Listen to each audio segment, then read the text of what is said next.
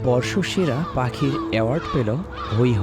রীতিমতো প্রতিদ্বন্দ্বিতা করে ভোটে জিতে বর্ষসেরা পাখির অ্যাওয়ার্ড পেয়েছে ভীষণ লাজুক এবং বিরল প্রজাতির পেঙ্গুইন পাখি হৈহ। হৈহ নামটি এসেছে মাওরি ভাষা থেকে। এর অর্থ কোলাহলকারী। 50,000-এর বেশি মানুষ এই প্রতিযোগিতায় অংশ নেন।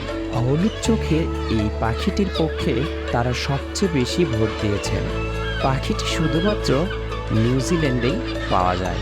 প্রতিযোগিতাটি পরিচালনাকারী সংস্থা ফরেস্ট অ্যান্ড বার্ডের মতে প্রতিযোগিতায় হৈহ 6,328 ভোটে জয়লাভ করেছে, আর 5,000-এর বেশি ভোট পেয়েছে কারুরের চাথাম দ্বীপের কালো রবিন পাখিটি।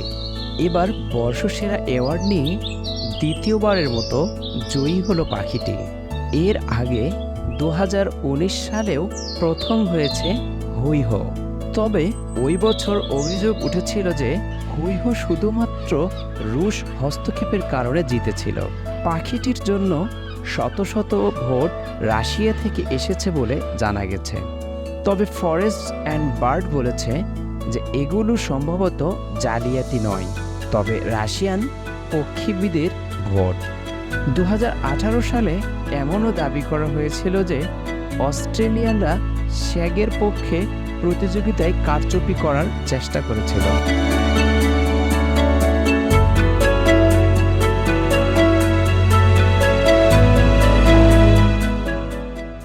হৈহ, যার মাওরি নামের অর্থ শব্দ চিৎকার, পাখিগুলো উচ্চস্বরে তীক্ষ্ণভাবে ডাক দিলেও স্বভাবে লাজুক। আয়োজক সংস্থাটি বলেছে এই জয় হৈহ প্রজাতির পাখি সংরক্ষণের প্রচেষ্টা বাড়াবে। International union for conservation of nature and natural resource অনুসারে এটি একটি বিপন্ন প্রজাতির পাখি। এটি বিলুপ্তি থেকে 3 ধাপ দূরে এবং এর সংখ্যা কমেছে।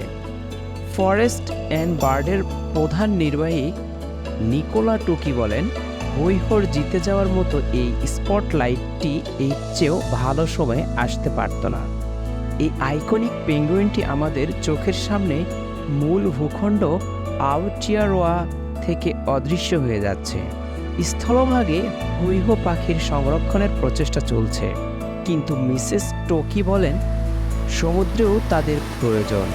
তারা সেট জালে ডুবে যাচ্ছে এবং পর্যাপ্ত খাবার খুঁজে পাচ্ছে না।